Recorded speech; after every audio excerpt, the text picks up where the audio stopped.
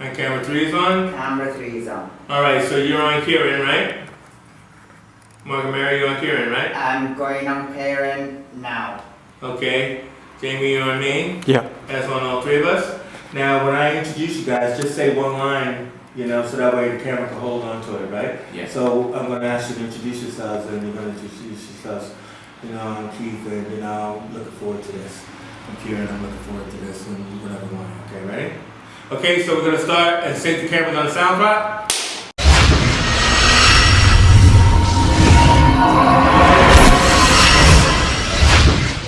Hi, welcome to the podcast here at VoiceBox with Bolton Digital, and we're gonna have fun with this podcast because we're talking about one of my favorite subjects, which is movies, especially old movies. I'm a retro head, that's me. My name is Chase Johnson Lynch, and I'm joined by two of my favorite guys who are also big fans of movies. So over here, I'm joined by Keith here. I'm Keith, and I'm looking forward to this debate. All right, I didn't know it was a debate. I thought we loved this movie. But then over here we got. Hi, my name's Kieran. I'm looking forward to this review as well. Yeah, exactly, man. Because you guys picked this topic. So when we decided, okay, you're gonna talk about old movies. So we're gonna talk about fan favorite of ours and hopefully of yours. And we're talking about Jaws, the original. I mean, I don't know who doesn't love this movie. I mean, even though, Kieran, it came out before you were born, I'm pretty sure over time you've seen Jaws, haven't you? Yeah, so it's a classic film. Everybody's seen it. It's just one of them films you have to see as well, isn't it? Exactly. Because one, just technically, Jaws is our first blockbuster. I mean, when people started to go to the movies in droves with a line around the block. I mean, do you remember when you first saw Jaws? I queued up for it at the Eccles Cinema. Eccles, yeah. Yeah, and I queued up round the corner. Everyone wanted to go see Jaws, and they wouldn't tell you this bit. Nobody tell you the bit with a boat. Oh, no, don't get to the boat yet. Don't jump ahead. But it was one of those things, wasn't it? It was one of those movies that people were excited to tell their friends and invite their friends to go see. You gotta wait for the scene. Yeah. I mean, it was like that for me with Jaws. I mean, I was a very young kid, but my mom, who was a mad horror fan, took me and my cousin, her and her sister, to go see Jaws. And I remember how I watched Jaws. Because my mom wanted to be in the front seat, I watched Jaws on the back of my seat like that. That's how I watched that. Even the music as well. Classic in itself. And I mean, You knew it was coming. Yeah, exactly. But what did we talk about that with the music? I mean, how effective it was, or It's with the sharks moving, it creates a suspense. yeah. Sometimes you don't see the shark, you just the music, you know it's there. Now, I was talking about this in our show notes is that actually the shark didn't work. First of all, who called the shark Bruce? I mean, serious. Yeah, Bruce. He wasn't very threatening. It was a robot shark who didn't work. And every time they put it into the water, it sank. So they were shooting for 6 months, and Spielberg was at a loss. I mean, he was this big wonderkind. He had just did this top TV movie called Duel, Man versus Machine. And so, obviously, he's going to do the same thing as Man versus Shark. But the shark didn't work. It wasn't like a truck, right? Yeah. So, John Williams... Plus it was in water. And then what? Yeah, they had cameras and boats. In the water. In the water, exactly. And but what happened is that the shark didn't work. So they're like, what are we gonna do? And then John Williams, who did the score, came up with that. And it became the shark. It became a character in itself. Now we go to that scene that you wanted to go to about under the boat. What happens? Describe it. Make the audience feel that scene, Keith. I can see it now where they've gone out at night to look, and he's got everything, the mod cons, everything in 1970s, 78, something like that. Yeah, I thought so. 76, 76 it is, and he's got all these things, scanners and everything. He says there's a boat out here, you're all in the fog in the night. He says they're going under the boat, and when you went under the boat, and you just get a little tinkle of the music, and you're thinking, shark's coming. And you're thinking about the shark, and then he pulls his tooth out, and then his head comes out. Oh, wait a minute, sorry. That was too natural for me. He's hanging out and everything. I remember the bit where he has the air, compressed air, and he throws it in and then he blows him up. Oh man, he jumped right to the end. That's right. We have to talk about the iconic scene at the in the undercarriage of the boat between the three main characters. You know, like Roy Schneider, Richard Dreyfuss, and Richard Schuck, where they talking about tattoos, comparing tattoos. Oh, Do you yeah. remember that scene? No. Yeah. All right. I remember that when they go in there. What about this one? Yeah. What about the one? And he goes like that. What about this one? He said that girl broke me eye out. But what was great was about that scene. It was a male bonding scene, right? You must remember this. It's like it's repeated in many different films, like Chasing Amy and everything like that. But like the whole point of that was like Roy Schneider, who was the cop, who was scared of water, and these two guys who were water, they were water amphibians. They would get along with this. But what he does is he doesn't have a tattoo. He doesn't have a scar. So it's just a moment that like Spielberg cuts to him and he goes, "Nah, I'm not gonna tell him about that." What about though? You got Quinn. Yeah. Who was the like? He was the old salty dog. The man. Yeah, the man, the hunter. What do you mean? Still soft and all that. Yeah. Yeah.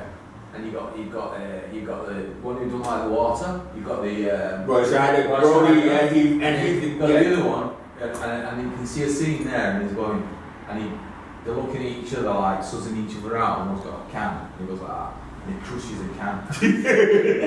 And you got the one who's been in college, who's got all the backgrounds, and he's got a plastic cup, and he goes, drinks his and goes, with a plastic cup.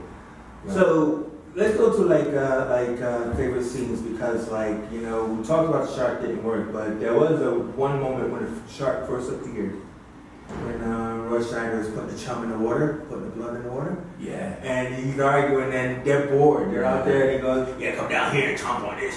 Right? And then the shark goes, you know what I mean? Yeah. Do you remember that scene? Oh. I do. When he comes up and steps back, and the film goes like that. The camera sort of goes back on him. Like that. Yeah, because he backs up and Backs then up. everybody else slowly realizes that he must have seen something and everything. And that's when the movie takes off with the whole big I chase. think we need a bigger boat. I think we need a big boat. No, see, now he remembers, I think we need a bigger boat. That shark's bit, right? And everything. So, I mean, classic movie, great popcorn film and stuff like that. But what I want to say, what you brought up about the ending sequence. Right. Considering it's a film that's from the 70s, the ending, when the shark does actually get destroyed, it's very well done, isn't it? It looks really realistic. Yeah. Ahead of its time. But, well, actually, that's what I want to say is that as a filmmaker, Spielberg got to shoot that shot before in his first film, Duel. Yeah. So in Duel was Man vs. Machine with Dennis Weaver, named David Mann. Duel. Yeah. And so when he, finally, he stakes out the trucker and the truck goes off the cliff, right? And it's like, and the soundscape of this was amazing. So it's all the smoke and crunchy machine going, it felt like a beast dying. Yeah. Right? But he repeated, and he said this, we get the DVD and the commentary, he repeated the same sequence for when he blew up the shark. So when he blew up the shark, then the shark is sinking in the water, again with the big smoke and it's making the same sound. He used the same soundscape. So it was really well done, exactly, but it was him being able to repeat himself, create a masterpiece, the first blockbuster, and it's still one of the top films of today, despite when it was made. Is it out in Blu-ray? Yeah. Brought out in quality. Yeah. And there's so many different, commentaries if you like that, which I do, which is why I know a lot of behind the scenes stuff. And it's just a fantastic film. It's one of those that are in my top 10. It's the other thing is it's got a lot of sequels as well, but they're nowhere near as good as the first one, aren't they? Well, I will say that Jaws 2, I love Jaws 2. Yeah. But 3, 4, 5, and 20, I don't think of. You know, 3D, no. No. But Jaws 2 was when they put a bunch of kids out on the water, and Brody had to go back into the water to save because his sons out there.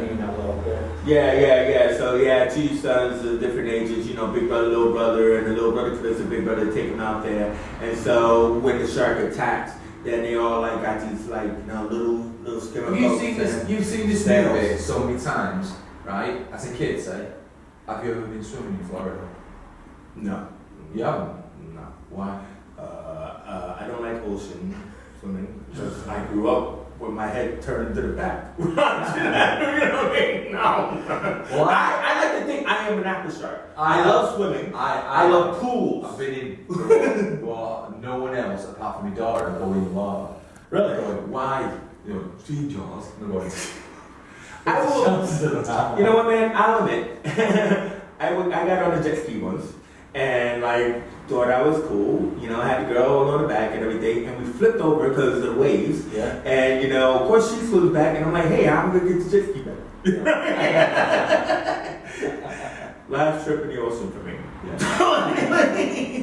But you know, I enjoyed this. I mean, like, did this at least inspire you to say, you know what, I'm gonna check that out again?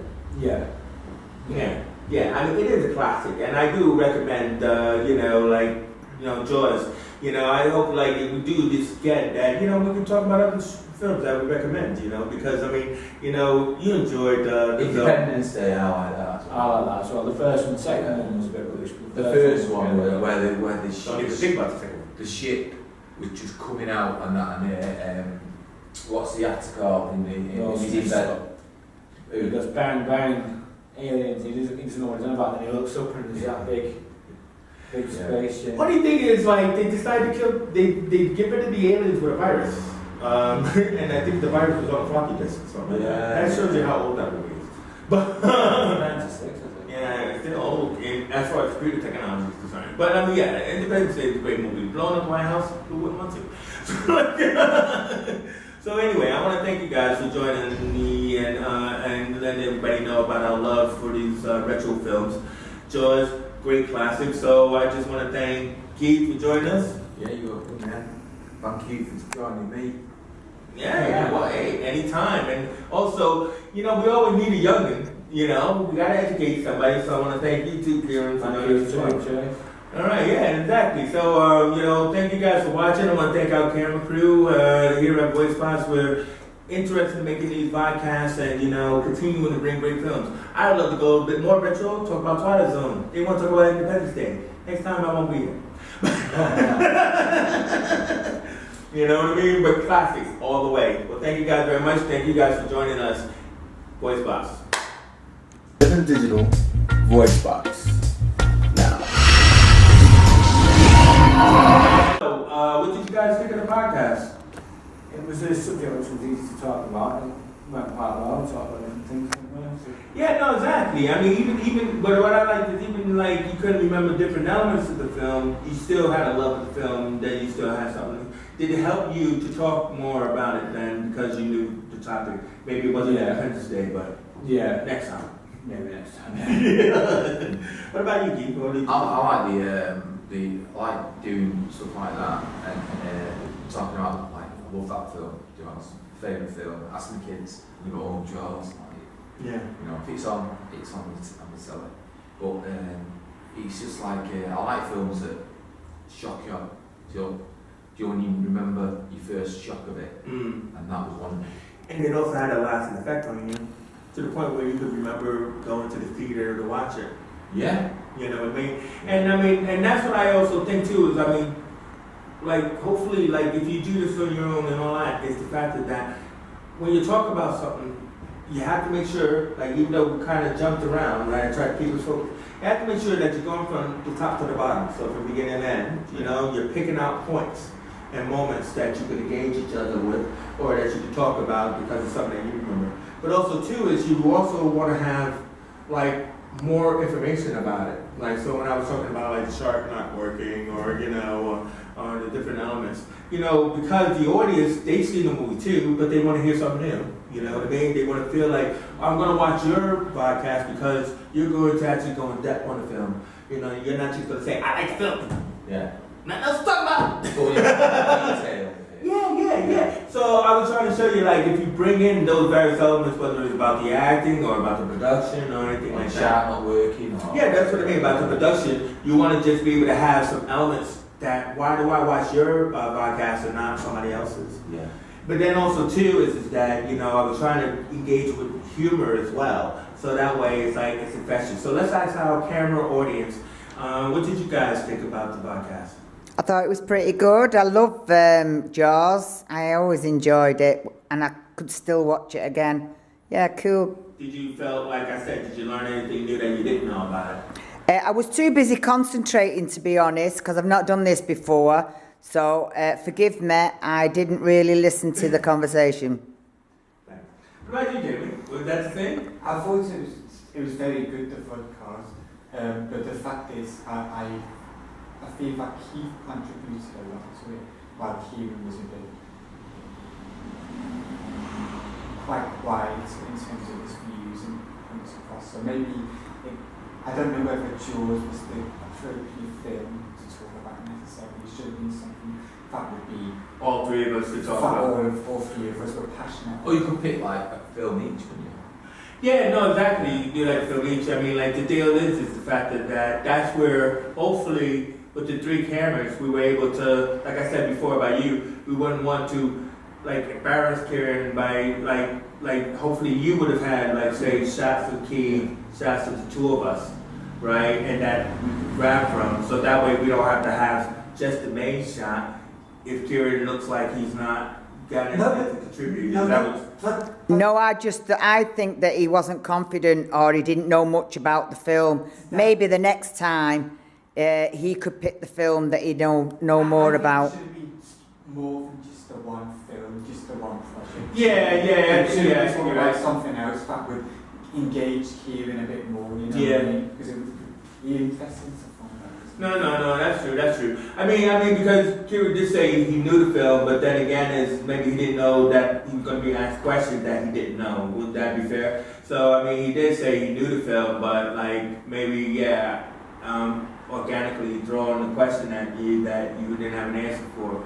I can understand how that could, look, but get around it and everything else like that. But either way, it's like, well done, guys. I'm Learning process. see about the camera operations as well. Would you want to say, did you feel that you got your singles and doubles? Yes, I did. Yes.